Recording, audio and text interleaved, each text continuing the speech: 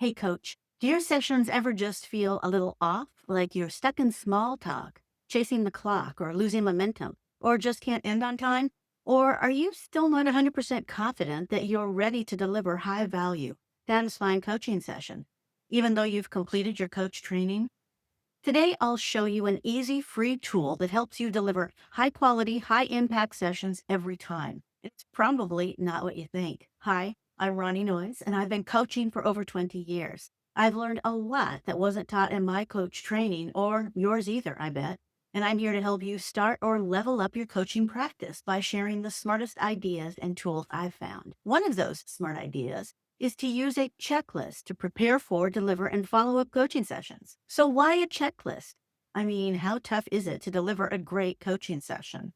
One session, maybe not so tough, but multiple sessions day after day, a lot can and probably will go wrong. But when you're using a checklist, you've got a literal blueprint for success. You're properly prepared and not just winging it, you're confident and in control. You're actually ready. As Charles Duhigg, the author of The Power of Habit, says, a good checklist can make all the difference between success and failure by forcing us to consider all the relevant steps.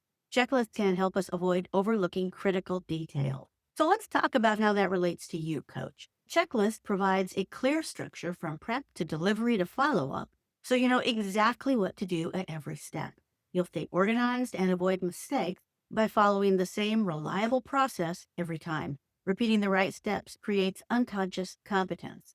The more you use your checklist, the more competent, confident, and capable you'll feel and be. Another upside is more focus during the session because the checklist frees up mental space so you can stay fully present while you're with your client. With more mental space, you can tap into your creativity, intuition, and connection without distractions, knowing that you're fully ready for a great session. And you know what? Clients notice when you're prepared. Smooth, well structured sessions keep them engaged and coming back. That means more session bookings for you as your clients enjoy the positive, constructive, low friction sessions you deliver. But that's not all. Great sessions build great reputations. Delighted clients sing your praises, so you get more referrals and more reviews. And finally, using the checklist builds confidence. Going through each step helps you feel focused, capable, and ready, especially when you're just starting out. But enough about you. Let's talk a little more about your clients. Your clients may not see your checklist, but they'll feel your confidence and feel higher satisfaction in the process. A consistent, error free experience, session after session, builds trust and stronger relationships, as well as helps prevent misunderstandings and unnecessary frictions that lead to client dissatisfaction. Using a consistent process also conveys a sense of professionalism and organization, which can build your client's confidence and trust in your ability to deliver results even when they don't yet see or feel the result they're working toward. So, what does a session checklist look like? Let's use mine as an example. It's just a single page, and I use it every time I coach to be printed and properly set up. Now, it's blurred out here, but I promise to show you every detail in this video. That said, your checklist may look a little different, and that's as it should be because it needs to work for you, your clients, and the way you coach. You can use mine as a starting place for creating your own checklist, though. My coaching session checklist has 3 sections and outlines exactly what to do before, during, and after the actual coaching session. If you're new to coaching, you'll find my coaching session checklist the perfect guide to delivering near frictionless and positive coaching experiences for your clients. If you've been coaching for a while, this checklist can help you level up your sessions and your process. You want a copy of mine? See the link in the description. For now, let's walk through my checklist step by step. Heads up, we're going deep into detail, so now is a good time to start taking notes. The first third of the checklist covers preparation and is all about anticipating what you're going to need for a successful session. This is absolutely essential to be ready to coach because that readiness depends on more than just knowing what questions to ask. The very first thing on my list is a tech check, and this goes for virtual as well as in-person meetings. Whatever tech you're using, make sure it's updated and charged because you don't want your session interrupted or derailed by a forced update, a lack of juice, or some other technical hiccup. If you're meeting virtually, you'll want to double check your internet connection, mic, camera, lights if you use them, as well as your virtual meeting platform. For my virtual meetings, I use Zoom for the meeting and recording, Fathom as a backup recording and transcription, and my phone as a timer. So everything I need to connect to and record my sessions. I do my tech check at the beginning of the day, so there's plenty of time to correct any problems. Next up, the tools check. The tools I use for virtually every session are pretty simple. I start with my session checklist, which I keep in a plastic sleeve, plus a pen and my client notebook to take notes, and my phone that I'm going to use as a timer. I put my phone on Do Not Disturb so incoming calls and texts won't interrupt the session. Your client should never have to ask if you need to get that, unless you've already let them know you're expecting an emergency message. Then I do my comfort check, making sure I have water or tea, tissues, and my reading glasses because I can't see my client, my screen, or my notes without them. You might be wondering why I bother to make sure all these things are at hand before my client shows up. Well, because I don't want to stop a client session to look for any of the things that I know I'm going to need. It's just smarter to have them ready. And here's a tip for your in-person sessions. Clients cry a lot, mostly tears of relief and joy at being seen and accepted, encouraged, and congratulated. So have those tissues handy. Next on my checklist is to review client prep and save it in a plain text file or print it out if we're meeting in person. I'll also check my previous meeting summaries to jog my memory about the client's projects and process. Next, I like to get the session follow-up email ready and set up the files for the transcript and summary documents that the session is going to generate, because obviously I'm going to send my client a follow-up email with a summary of their session, copy of the transcript, and a link to the video or audio. The last thing I do before my session is to prepare my client notebook. That means both reviewing my notes from the most recent session as well as setting up the page for this session. I have a whole video on how to use client notebooks, and you can watch it after this one. Now, I know all of this stuff seems like a lot, but I do as much of the prep for all of the day's clients as early as I can, usually during the first half hour of the morning. So there's very little to do between each client session, and each session goes much more smoothly when I'm prepped and ready. So with the pre-session set up and complete, I'm ready to coach. In part two of the session checklist, let's talk about what to do in the session itself. But we're not going to cover coaching, just the session open and the close. What you're going to notice is that I use consistent verbal cues to gently guide my clients through my process. It starts when they arrive. I greet and welcome them in the virtual space. This is partly to make sure that we can see and hear each other, a mini tech check, if you will, because if there are any problems, this is the time to deal with them. I've got my Zoom set up to record automatically, and sometimes that gets turned off if we're dealing with a tech issue. So there's a reminder on my list to make sure that it's on. When we're in the office, I also offer them a beverage, but obviously not in the virtual space. FYI, even that tiny bit of hospitality, such as offering a glass of water or a cup of tea, helps my clients feel relaxed and welcome into my space. Now, you may think greeting or acknowledgement is unnecessary, but I want to make sure that each client understands that I'm glad they're there and that they will have my full attention for their session. And I found that if the welcome is minimal or missing, the client might wonder if they're intruding or showing up at the wrong time or whatever, and that discomfort bleeds into the session, causing emotional friction. And friction, as I often say, is not our friend. After our hellos, we're in what I call the housekeeping segment of the session, which is about stuff that needs to be done to make sure the session works. So instead of chit chat, I offer a verbal cue to guide the conversation. It sounds something like this. Before we get started today, let's take care of a few housekeeping details. Notice that it's not a question, but a verbal signal of what's happening. If I haven't already, I'll start recording the virtual meeting at this point and offer my client the option to record as well. On-site in meetings in my office, I mention the option for the client to record on their phone because I don't offer either a recording or transcript of our in-person meetings, but that's just me. You do whatever works for you. So after we've taken care of the recording option, we confirm the session length. You might be wondering why I confirm the session length, which is for me usually either 20, 45, or 75 minutes, depending on the session. I confirm the length so that we're on the same page about how much time we're spending together today. You'd be surprised. Okay, I have been surprised at how often my clients didn't remember or weren't sure how long we were scheduled to meet, despite me sending email and text reminders with all the details. So I like to confirm that session length right off the bat. No surprises. Because if I don't, there could be problems if my client expects to leave earlier or to work longer. Remember that in coaching, unmet, frustrated, or disappointed expectations cause friction, and friction is not our friend. After we confirm the length of the session, we confirm the timing of the session. So, what I mean by that is I use a timer to help us stay on task and course correct if we get off track. The way I do this is to use my timer to time out short sprints, usually 2 or 3 per session, depending on the session length. Now, my clients love this because it helps them stay focused and keeps us from falling down conversational rabbit holes.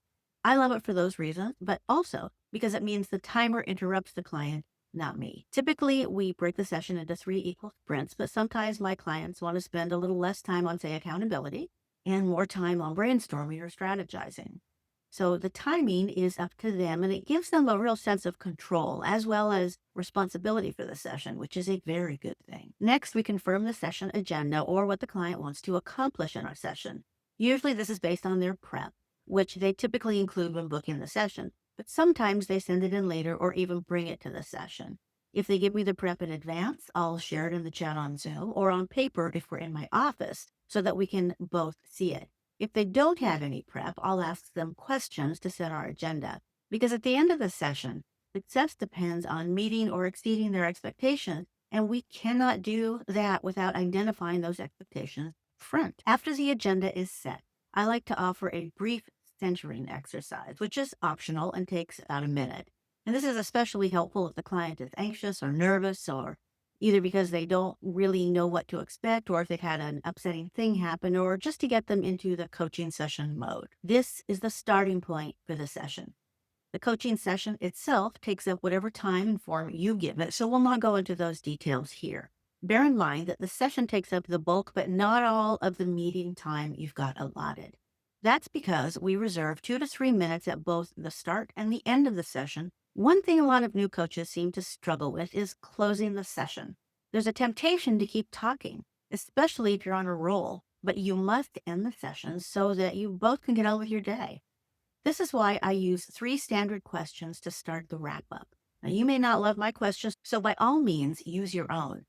I found that after over 20 years of coaching, these 3 questions help my clients feel good about their session and recognize the value they're getting from the process, as well as any progress they've made. These 3 questions also provide a solid ending point to the main session. You want to see my questions?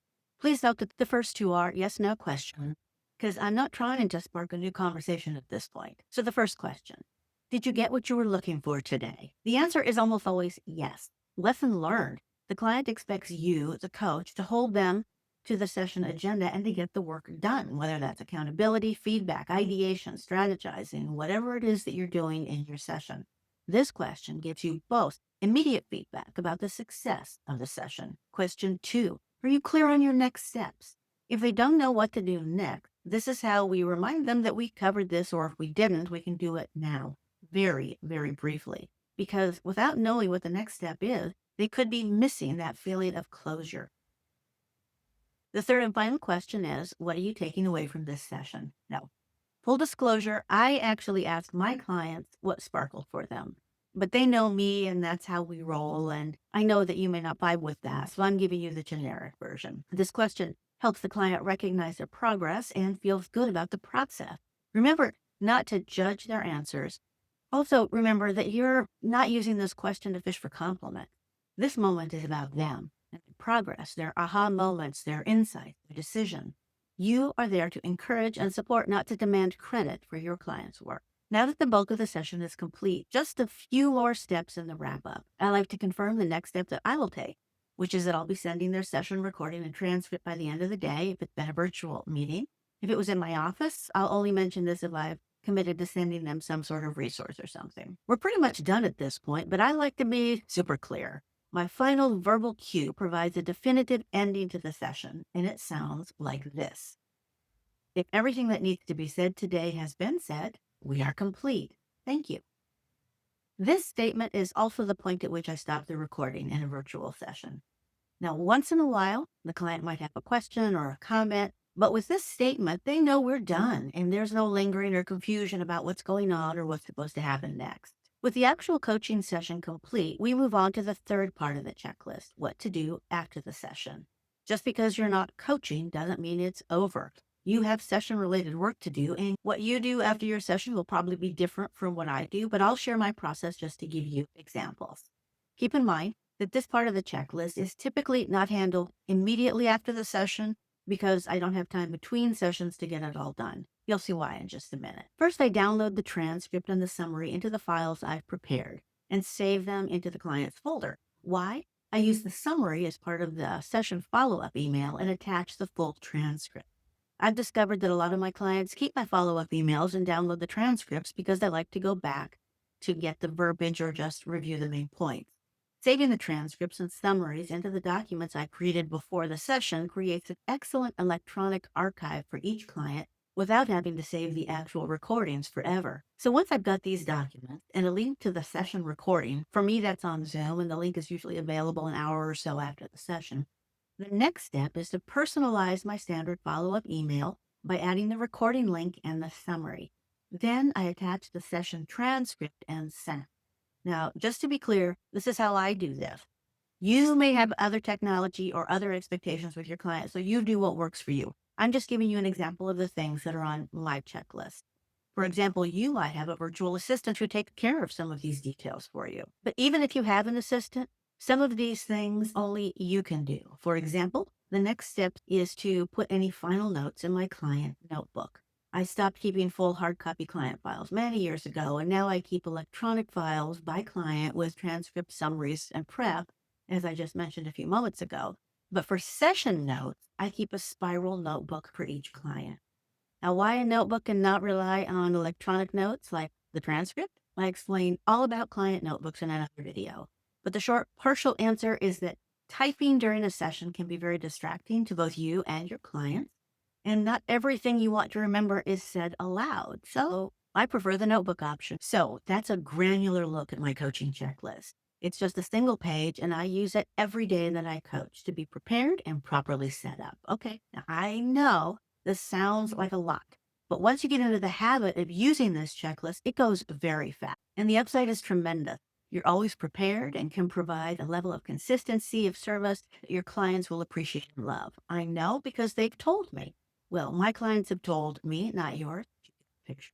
Keep in mind, as I said before, your checklist may look a little or a lot different because it needs to work for you, your clients, and the way you coach. That said, mine is a great framework and a great place to start, especially if you're still early in your coaching journey or if you're ready to level up your current coaching sessions. Okay, coach, we've covered a lot today, and you may be wondering how to create your own checklist. I got you. I shared a ton of ideas with you, and if you've got notes, you've got a great place to start, or you can just download my checklist, which you can get from the link in the description below. Then just subtract anything that isn't in alignment with your practice and add in what is. How easy is that? My final thought about this checklist thing is this. Just thinking about preparing for and delivering great coaching sessions is not going to cut it. But with the coaching session checklist framework I've shared, you have a plan, you have a structure, and you have a way to deliver the absolute best sessions you can. So it's up to you, coach, because while this checklist is a smart idea, implementation is how you're going to see results for both you and your client. Thank you for watching today. Let me know what you think in the comments below. I'm Ronnie Noize, reminding you that today is a great day for coaching.